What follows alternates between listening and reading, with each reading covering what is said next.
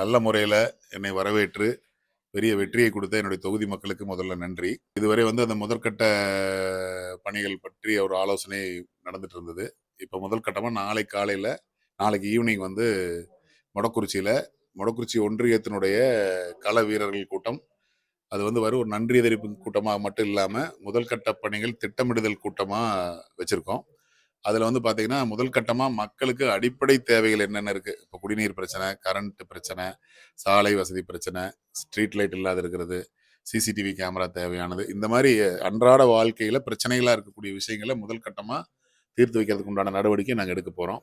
அதன் தொடர்ச்சியாக இந்த பட்டா இல்லாதவங்களுக்கு சமுதாய கூடம் கட்டுறது, கழிப்பிடம் கட்டுறது, சப்ஸ்டேஷன் போடுறது, குப்பை கழிவு அகற்றுறது, இந்த மாதிரி பெரிய திட்டங்களும் பேரலாம் நடந்துட்டு இருக்கு. ஆல்ரெடி 2-3 திட்டப்பணிகள் வந்து துவங்கியாச்சு. அதுக்கு உண்டான பணிகள் நடந்துட்டு இருக்கு. தொடர்ந்து எவ்ரிடே வந்து மாற்றத்தினுடைய போக்கு நீங்க பார்க்கலாம்.